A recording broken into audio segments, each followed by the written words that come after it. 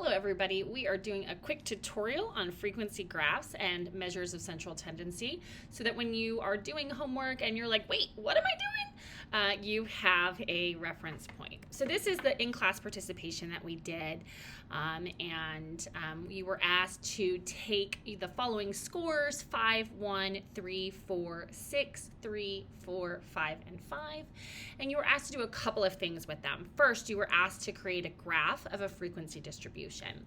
Now, if I had just said a frequency distribution, you could have created a table, you could have created a graph, and if you chose a graph, you could choose either a histogram or a frequency polygon. So again, just pay attention to what the questions say in terms of what kind of frequency distribution you're creating, but definitely be familiar in how to create all of them. The second thing that it asks you to do is identify the measures of central tendency. That includes the mean, the median, and the mode. And then we also have a throwback question to that frequency distribution lecture, asking what is that shape of that distribution. So one of the first things you really probably want to do is put those numbers in order. It will just make your life easier in terms of graphing it, in terms of making a table. Oftentimes, if you have the frequency distribution table done first, it can also make creating that frequency graph easier, and so that's always an option too. So because I gave you options of either a histogram or a polygon, I've done both here.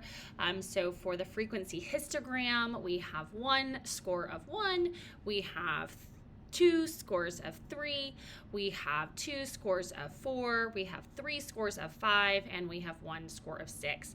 Notice that we still included the 2 on there even though no one scored a 2 or had a 2. Now, I did not give you a lot of information about what these scores were or what these numbers were, and so to properly label this, you would want to just write scores. You could write X on the X-axis to say that these are our X values.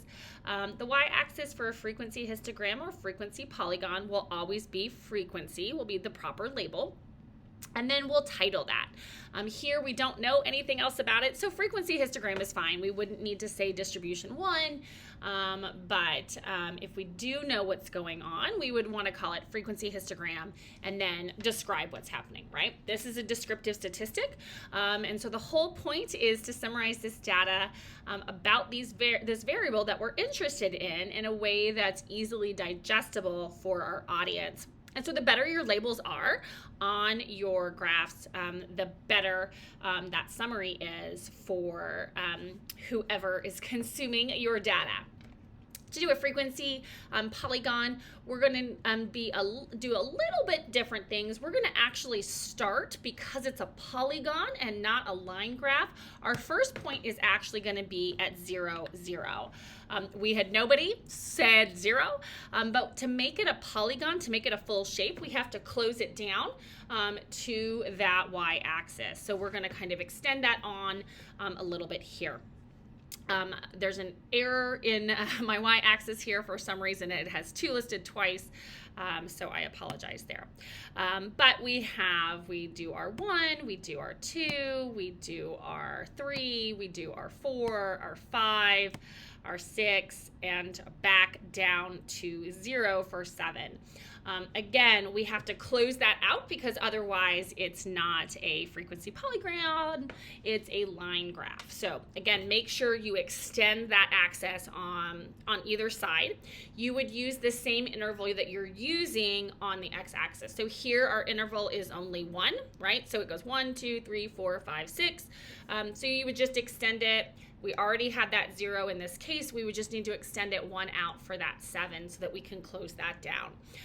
If you were doing a grouped frequency polygon and so you had intervals, you would want to keep that interval the same. So if you had an interval of 4, you would want to go 4 out on either side to really keep that, that dimension proper so that you can see that.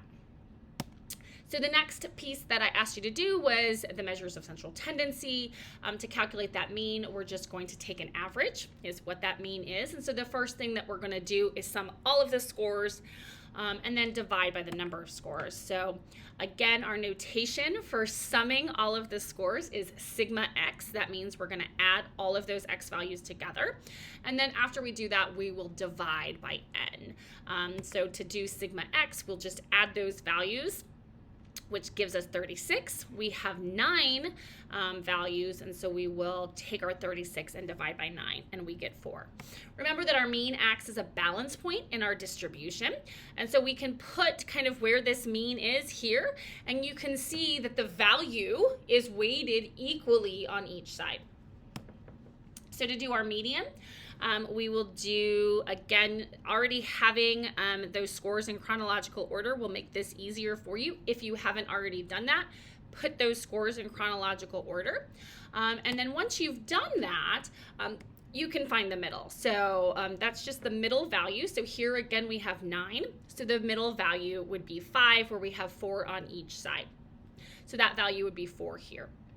Again, what the median is doing is it's defining center as the actual middle of the number of scores. Here, it just happens to be that it is 4 as well. Our mean is and our median are both 4.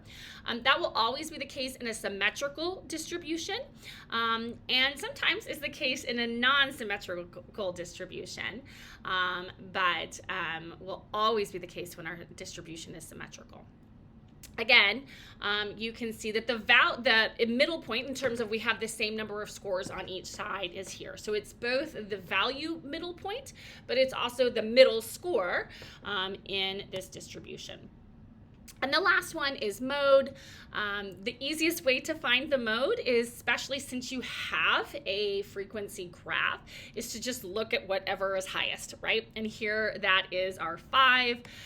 So it's the value with that greatest frequency.